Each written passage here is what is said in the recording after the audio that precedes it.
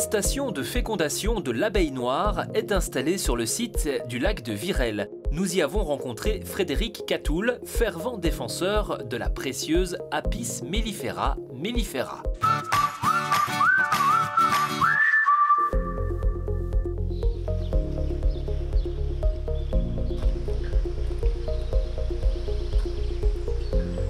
Vers l'âge de 18 ans, j'ai eu mes premières ruches. Ça fait maintenant presque 35 ans que j'élève des abeilles. Donc je suis passé par différentes sous-espèces.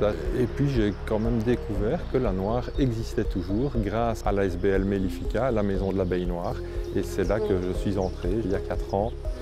Parmi les nombreuses espèces d'abeilles qui existent de par le monde, seules 28 sous-espèces sont mellifères. Et l'abeille noire est l'une d'entre elles. Endémique de la région de Chimay, elle est présente ici depuis plus de 100 000 ans. Cette abeille est particulièrement adaptée à notre climat, elle fait vraiment partie de notre biotope. Comment expliquer qu'une abeille, si bien adaptée à notre climat et à notre flore, soit en danger ? Les apiculteurs, à partir de 1850, ont été pris par les publicités que l'on faisait sur les sous-espèces étrangères. Et de là, l'abeille noire a commencé à régresser dans ses gènes à cause des autres gènes, d'autres sous-espèces qui sont venues s'implanter. Après des années d'hybridation, on a cru que l'abeille noire avait disparu. C'est l'action de la ASBL Mellifica qui a permis de la redécouvrir. L'enjeu actuel est la protection de son patrimoine génétique. Si elle vient à disparaître, c'est vraiment une catastrophe écologique. C'est une abeille qui est particulièrement résiliente, rustique, résistante. Elle a une grande capacité de vol, par exemple. C'est une abeille qui n'a pas spécialement envie d'essaimer beaucoup. C'est une abeille qui fait ses propres réserves et qui vit sa petite vie toute seule. Elle a réussi à s'adapter puisqu'elle va aller chercher dans les fleurs, dans les variétés plus sauvages, elle va aller chercher sa subsistance, que d'autres races ou d'autres sous-espèces venant de l'étranger ne pourront pas trouver. L'année passée, malgré un temps exécrable, les apiculteurs en abeilles noires ont eu des récoltes de miel inattendues.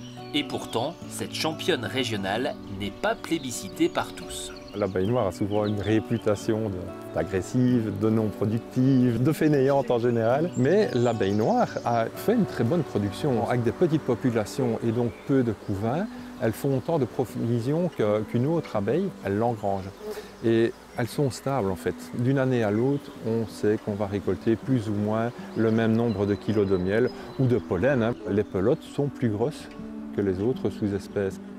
Qu'en est-il de son agressivité? Pour Frédéric, toutes les abeilles et leur production, cire, couvain, pollen et miel, sont convoitées par de nombreux animaux et l'homme ne fait pas exception. Elles sont agressées de toutes parts, donc forcément elles ont développé un moyen de défense qui peut être le harcèlement, qui peut être le mordillement, qui peut être le bruissement et ça va jusqu'à la piqûre. Il y a des abeilles qui sont plus agressives que d'autres. Si on travaille l'abeille noire en race pure, on a rarement un animal agressif.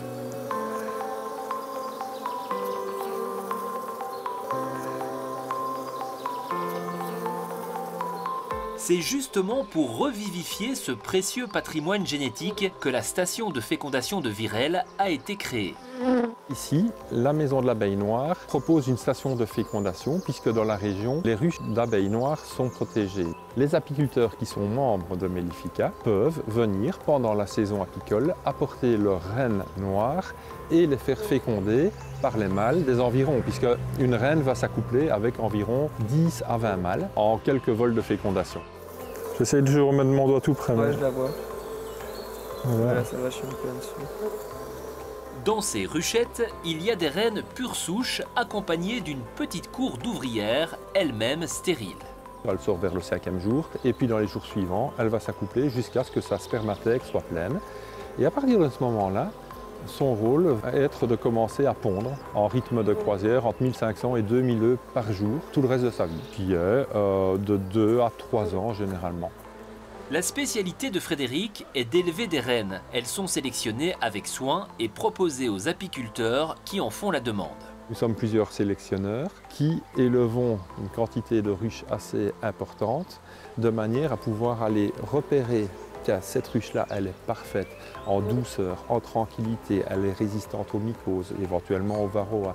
Elle a fait une récolte de printemps, une récolte d'été exceptionnelle par rapport à une autre. Et à partir de ce moment-là, on va prélever des larves dans des ruches dites exceptionnelles ou intéressantes. Lutter pour la protection de cette abeille étonnante est l'objectif des membres de la SBL Mellifica. Ils sont persuadés qu'elle réserve encore d'autres surprises aux scientifiques qui les étudient.